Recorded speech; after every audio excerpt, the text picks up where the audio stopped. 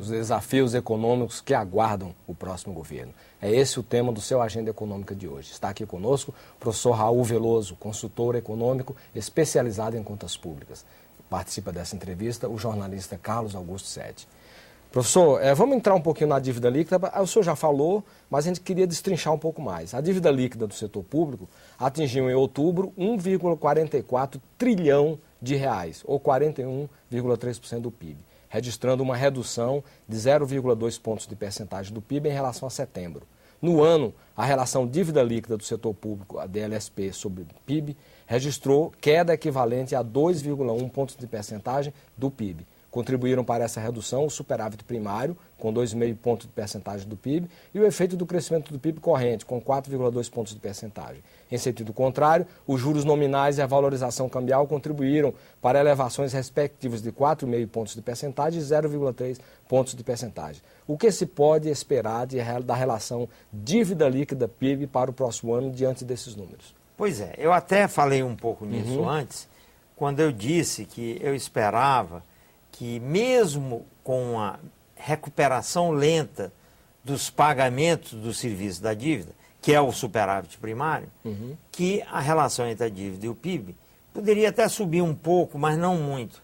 Ela não deverá subir. Pode cair um pouco, subir um pouco, porque este cálculo é muito sensível a variáveis como o superávit, como o custo implícito da dívida, que é em grande medida a taxa Selic, a taxa de juros, e também o ritmo de atividade econômica, porque o que a gente olha é a relação da dívida com o PIB.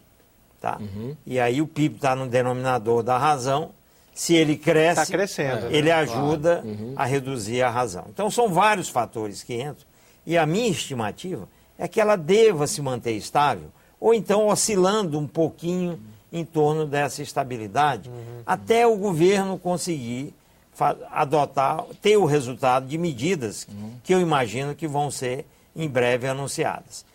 Isto em si não preocupa. O que preocupa, e isso é que a gente tem que ter cuidado, é porque nós vamos começar cada vez mais a olhar para a dívida bruta. E essa tem crescido muito.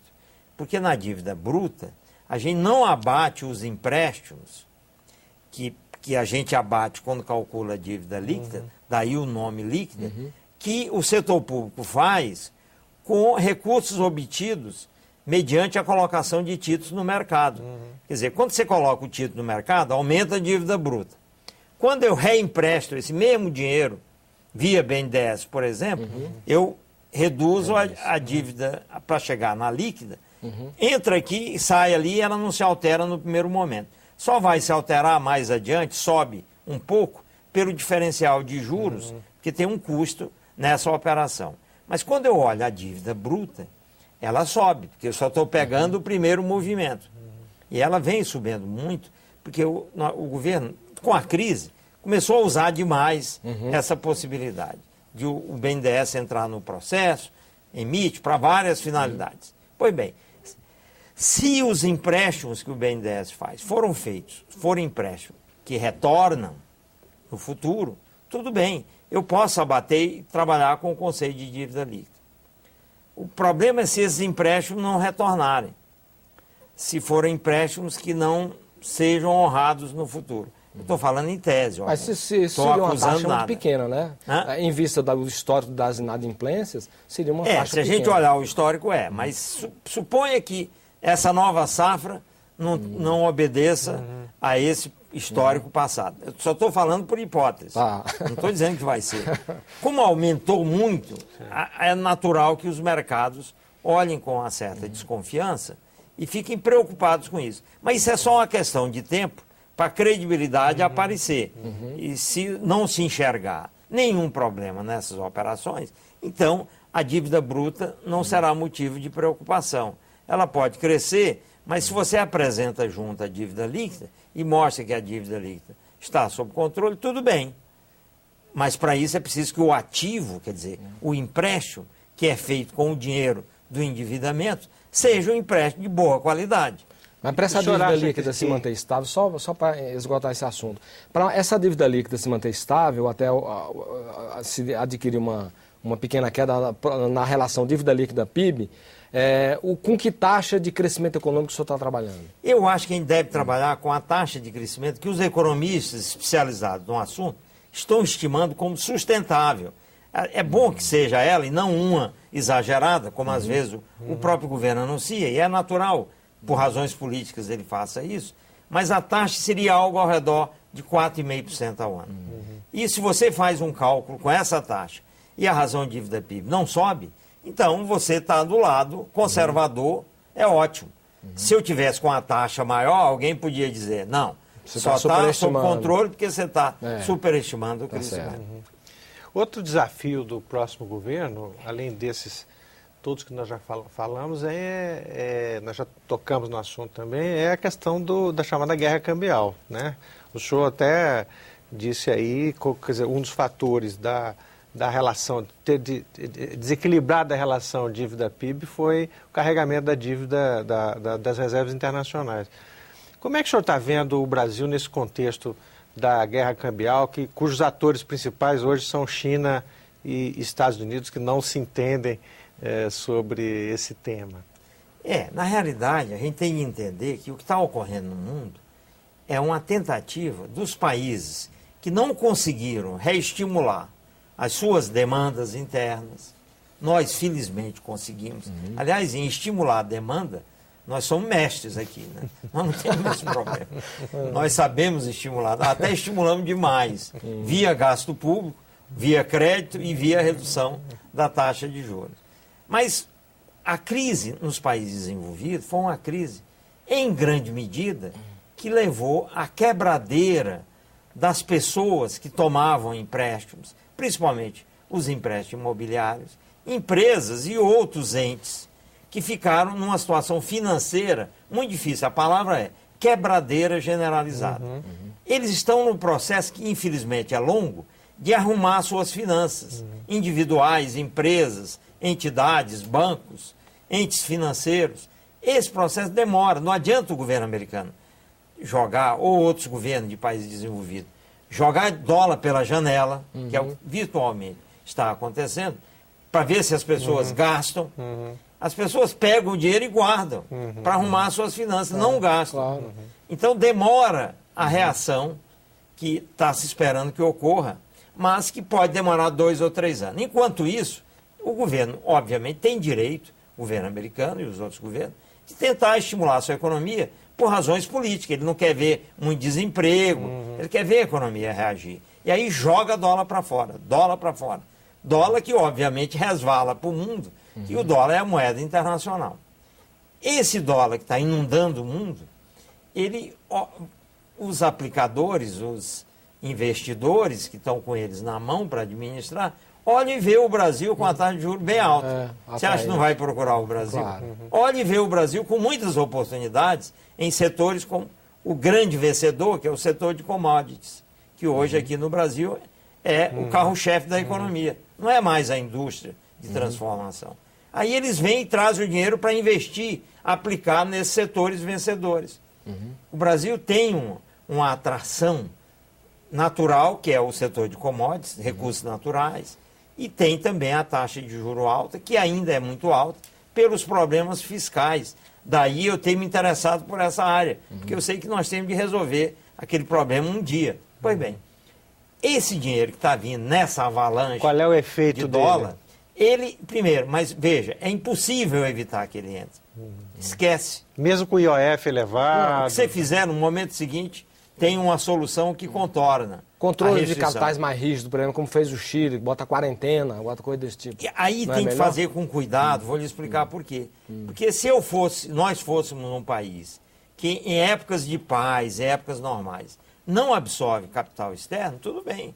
Eu posso criar controles, fazer restrições. Porque o perigo é que na hora que eu voltar ao normal, depois das restrições que eu criei, eu espante esse capital no momento que eu vou mesmo precisar que você dele. retire essas restrições? Porque você pode criar, para ter efeito, tem de ser uma paulada. E se você faz uma paulada, depois você é visto como inimigo. Então tem que ter esse cuidado. Não vejo muito jeito de evitar que o capital entre, até porque o que você fizer tem sempre um jeito de driblar. Mesmo a paulada pode ser driblado. E aí, não tem jeito, nós vamos ter de absorver esse capital. O problema é que nós não temos poupança para comprar esse dólar. Essa é que é a questão fundamental. Não temos poupança e começa no setor público. Por isso que na raiz está o problema fiscal. O setor público tem poupança negativa. Nós deveríamos ter poupança para comprar o dólar e não precisar se endividar para comprar esse dólar, quando a compra é inevitável. E aí, ao comprar o dólar, pressiona a taxa de juros, desacelera a economia e, pasmem, entra mais capital porque o juro subiu. Claro. Então, cria-se uma espécie de círculo vicioso por nós não termos poupança suficiente. Este aqui é o centro do problema e mais, ele provoca ainda assim uma tendência forte à apreciação da moeda, quer dizer, a uma queda na taxa de câmbio, que traz várias outras consequências, além dessa de comprar as reservas. Agora, apesar desse problema, o setor industrial esse ano está crescendo acima da média de crescimento geral do PIB, né? 11%, a indústria cresceu. Pois é, aí nós temos que levar em conta duas coisas. Primeiro que este ano é atípico. A base de comparação é muito baixa pequeno, do ano né? passado. É zero, né? O negativo. Negativo, né? negativo. Quer dizer, nós vamos... O ano que vem é que é um ano normal, vamos dizer assim. Mas a outra coisa é que a medida da indústria que a gente usa, ela perdeu um pouco o sentido para os dias de hoje. Ela é muito antiga. Nós deveríamos separar a indústria entre indústria de transformação e outras indústrias. Por quê? Porque tem outras indústrias que atuam num meio ambiente completamente diferente do ponto de vista econômico. A indústria de transformação tradicional, essa não está crescendo muito. É que a outra está crescendo. Qual é a que não está crescendo muito? É aquela que tem uma forte competição das importações e que os preços lá fora estão caindo, que é eletroeletrônica, por exemplo, é um bom exemplo para isso. Autopeças é um bom exemplo para isso. Qual é a indústria que está crescendo? Toda a indústria está amarrada no setor de commodities. Como você olha o bolo da indústria, você vê um crescimento que, na realidade, esconde o fato de que tem um pagando a conta. O setor é tradicional não tá. Esse é a indústria tradicional, ou chamemos indústria de transformação, está encolhendo, porque com a queda do câmbio as importações estão entrando e está fazendo o que estão chamando aí de desindustrialização. Mas alguns analistas apontam a taxa de juros como um fator crucial em todo esse processo. Quer dizer, se você imagina que se fizermos o que a presidenta Dilma quer, que é deixar a taxa de juros entre 2% e 3% em termos reais, quer dizer, esse problema do câmbio acaba porque o Brasil para de atrair esses capitais voláteis que estão no mundo. Não lhe parece isso? Verdade. E é bom que o governo tenha isso em mente, que nós precisamos reduzir a taxa de juros. É a intenção. Entendeu? Agora, e isso é verdade, mas só que a taxa de juros é apenas a manifestação da doença. Ela é apenas o elemento que vai provocar a arrumação da confusão. Mas na raiz da confusão está a baixa poupança. Enquanto nós tivermos baixa poupança, para usar um termo que as pessoas entendem, no setor público principalmente, porque eu não posso interferir muito na poupança privada, ela reage aos estímulos da economia, a poupança privada. A pública não, é decisão do governo. Se ele gasta muito, diminui a poupança. Se ele gasta menos, aumenta a poupança. É uma decisão arbitrária governamental, não é um estímulo econômico. Então, se nós temos baixa poupança, a taxa de juros tem de ser alta. Nós precisamos aumentar a poupança para que ela possa cair. A taxa de juros reage. Ela não é a coisa que começa o processo. Ela é uma mera reação a um processo que tem outras causas básicas. A coisa mais simples de dizer é isso. País com poupança baixa tende a ter taxa de juros Mas alta. o Keynes não dizia que o investimento determina a poupança e não o contrário? Não é a poupança que determina o investimento? Pois é. Aí nós temos, no setor público, eu estou falando basicamente do setor público. Vamos ficar no setor público para não entrar numa polêmica. No setor público, quem define é o governo. Se você raciocinar que num país como o Brasil, quem comanda o processo é o setor público, a poupança é uma decisão governamental. Ele aumenta a poupança, aí o que acontece? Só para dar um exemplo, para você entender como a poupança privada vem atrás. Se o governo reduz os benefícios previdenciários, só para dar um exemplo, não estou dizendo que vai fazer isso. Como a Europa está vivendo agora, né? Pois é. Nós temos um sistema previdenciário, acho que todos nós vamos concordar, muito concessivo. Nós gastamos com previdência mais do que a média, muito mais do que a média dos países parecidos com a gente. Seja em termos de idade, seja em termos de renda per capita. Então, nós temos um sistema muito concessivo. Quando você tem um sistema muito concessivo, você tem um estímulo, um sinal forte para as pessoas não pouparem para a Previdência, porque estão dando alguma Previdência para ela, sem ela entrar no processo. Uma Previdência financiada por impostos, em geral. Ora, imagina se você muda isso, você diminui essa concessão, esse alto grau de benevolência no sistema previdenciário. Se você diminui, as pessoas vão ser estimuladas, aí você aumenta a poupança pública e estimula as pessoas a pouparem mais. Aí você mexe na poupança privada. Entendeu? Então, por isso tem que começar com o setor público. Com poupança elevada, os juros caem. É só olhar as taxas de juros nos países que têm poupança elevada. Para citar o exemplo mais falado hoje em dia, que é a China. Lá a taxa de poupança é imensa. As taxas de juros são baixas. A taxa de câmbio é mais alta. A outra consequência é que se eu tenho poupança para comprar o dólar, eu não preciso criar nenhum mecanismo que leve à subida da taxa de juros ou que provoque uma apreciação cambial. Se eu tenho uma poupança, eu vou comprar no mercado e a taxa de câmbio não vai cair. Com recursos próprios, a taxa de câmbio tende a ser mais alta, como é na China. A escolha fundamental é na taxa de poupança. É aí que os países se diferenciam. Isso não quer dizer que eu esteja dizendo que os países têm só poupar, não pode consumir. Eu só estou dizendo o seguinte, quando você tem uma taxa de poupança muito baixa e até negativa, é isso que nós temos. No caso do governo, faz com que a poupança global do país seja baixa. Eu tenho de trazer capital externo para complementar a poupança baixa interna, e essa entrada só se dá via déficit externo. Eu tenho de estimular as importações e criar um mundo muito complicado para os setores menos competitivos, no caso do Brasil, a indústria de transformação.